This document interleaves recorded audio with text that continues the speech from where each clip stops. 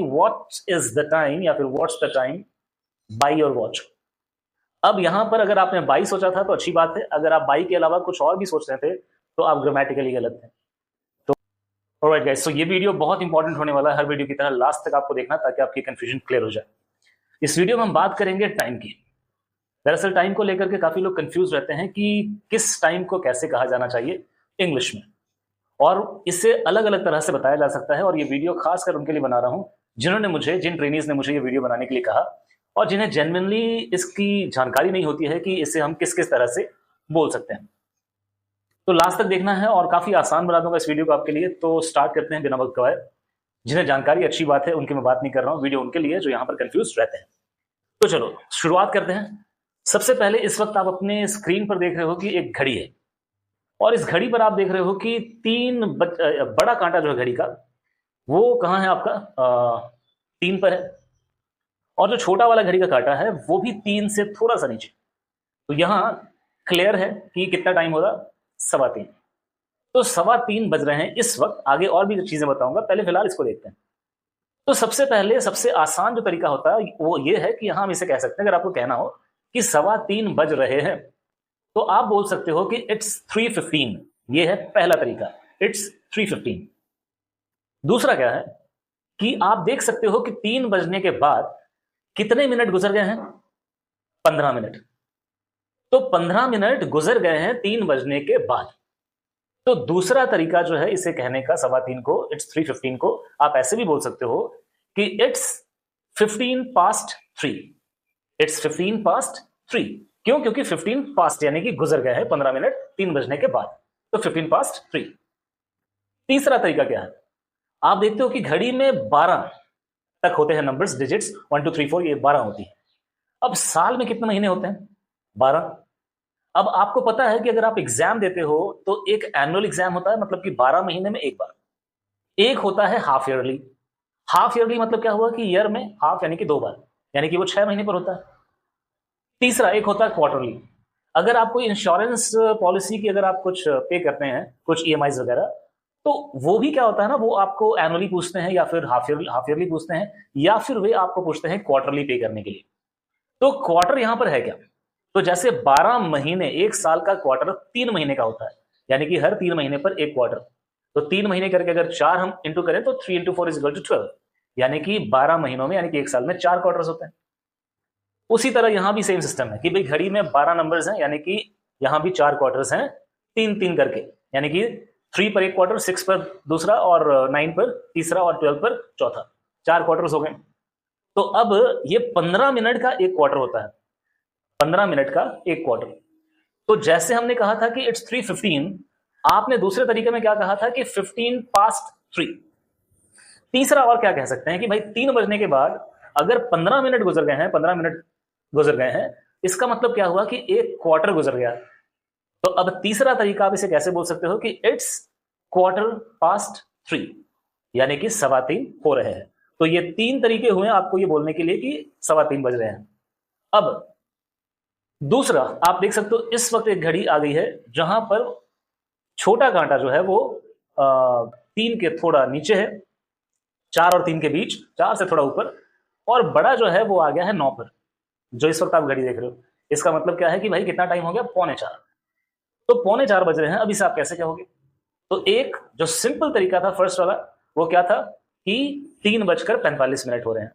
तो आप क्या कहोगे कि इट्स 3:45, यानी कि 3:45 हो रहे हैं, इट्स 3:45। दूसरा क्या कर सकते हो कि 4 बजने को 15 मिनट बाकी हैं। तो वहां 3:15 में आपने देखा था कि 3 बजने के बाद 15 मिनट गुजर गए थे। यहां आपको देखना है कि भाई 4 बजने को 15 मिनट अभी बाकी है ना, 15 मिनट अभी बाकी हैं। तो दूसरे तरीके के हिसाब से आप इसे कैसे कह सकते हो कि इट्स 15 minutes to 4, या फिर इट्स 15 to 4, क्योंकि 4 बजने को के लिए होता है 2। तो इट्स 15 to 4। वहां आपने कहा था 15 past, यहां आपको कहना 15 to, यानी कि बजने को। तो 15 to 4, ये हुआ दूसरा तरीका।